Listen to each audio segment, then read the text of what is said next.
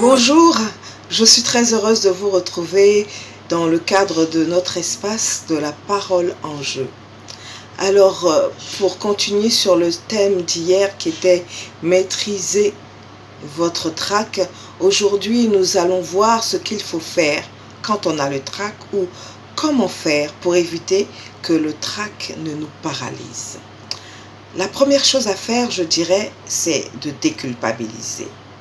En lieu et place de faire monter la pression et de surestimer les enjeux de votre prise de parole en y ajoutant des comment ou des et si, je dirais plutôt garder à l'esprit que le trac en fait n'est ni un signe de faiblesse ni un signe d'incompétence.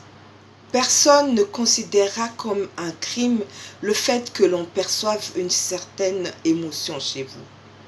Pensez positive et relativiser la situation. Le trac montre plutôt votre motivation à bien faire et c'est un signe de respect pour votre public. Notre deuxième clé, c'est la préparation.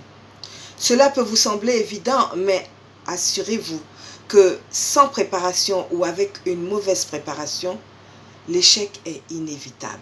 La préparation commence par une bonne maîtrise du sujet, mais ne se limite pas. Tel Carnegie a dit, nous ne pensons pas nos mots, nous pensons nos idées.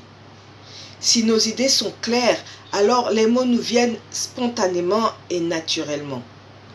Quand nous voulons parler à quelqu'un, nous pensons à ce que nous voulons dire et ensuite nous parlons simplement sans chercher nos mots.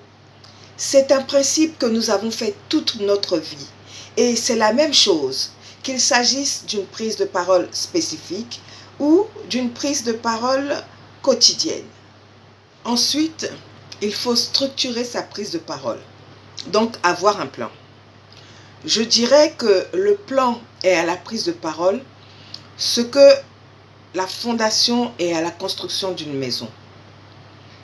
Si vous n'avez pas de plan, vous ratez votre prise de parole de la même façon que si vos fondations ne sont pas solidement bâties, votre maison s'écroulera. Rédigez les points forts et n'apprenez par cœur que les principales articulations et les phrases clés.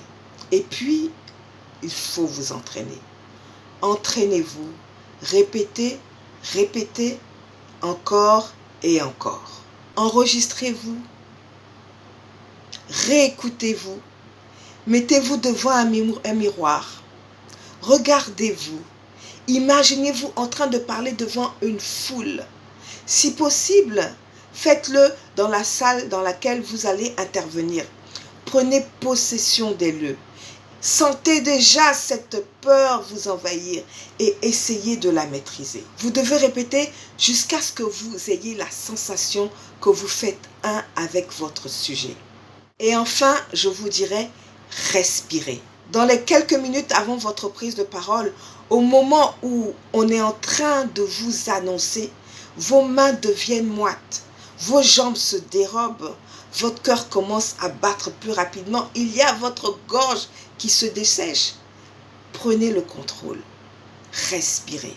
La respiration fonctionne comme un anxiolytique, c'est-à-dire qu'elle vous sert de calmant. Respirez profondément pour ventiler le corps, pour relâcher les muscles et oxygéner le cerveau. Respirez lentement et régulièrement. Je voudrais pour finir partager ces deux choses avec vous. De par mon expérience, il est plus difficile de parler devant un public que vous connaissez que devant des parfaits inconnus. Pourquoi? Parce qu'on a plus peur de se faire juger par ceux qui nous connaissent que par des inconnus. Alors dès que vous serez sur le point de prendre la parole, fixez votre regard sur quelqu'un que vous estimez être entièrement bienveillant à votre égard. Laissez le regard de cette personne vous rassurer jusqu'à ce que vous sentiez cette assurance prendre le contrôle. Et à ce moment-là, vous pouvez regarder la salle. Rappelez-vous aussi que le trac est en grande partie lié aux situations nouvelles et il se nourrit des imprévus. Alors, le jour de votre intervention, ne faites rien d'imprévu. Faites tout ce que vous avez l'habitude de faire. Voilà, j'ai partagé avec vous quelques astuces non exhaustives pour vous aider à maîtriser votre trac. Si vous voulez aller plus loin, n'hésitez pas à me contacter, à laisser un commentaire ou à poser des questions.